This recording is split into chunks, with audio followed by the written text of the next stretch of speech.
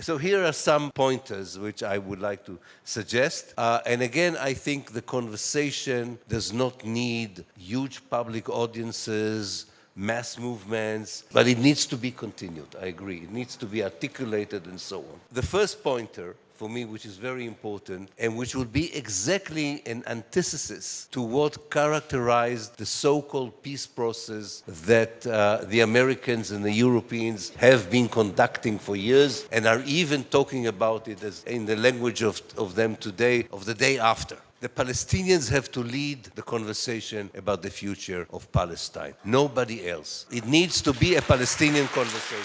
The Palestinians, whoever will decide to do this conversation, whatever would be the organizational structure, they can decide how much would they involve Jewish partners, whether from Israel itself or outside, on certain aspects of the future.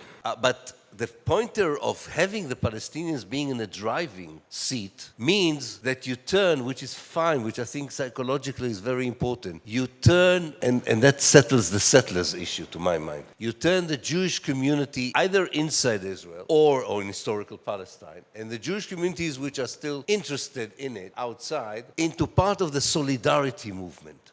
Not part of the people who determine the future, but people who are lending their moral, political, economic support for whatever the Palestinians would tell us they would imagine as a much better reality. The second pointer, which I think is very important, one of the greatest success of Zionism, with the help of European colonialism, was to take Palestine out of the Mashriq, of the Eastern Mediterranean. As if development in Syria and Lebanon, in Jordan, this whole colonial project that the Europeans built in the First World War, that is collapsing in front of our eyes. It is collapsing, not just in Israel. That as if these are two different geographical spaces, two different problems. No, I think it would be very important to have a discussion about the future that includes the future of the Eastern Mediterranean, at least as a whole. And that gives options for both the Jews who came from the Arab countries and even Jews who are from a European descendant and would want to stay in a decolonized Palestine. They will not be the only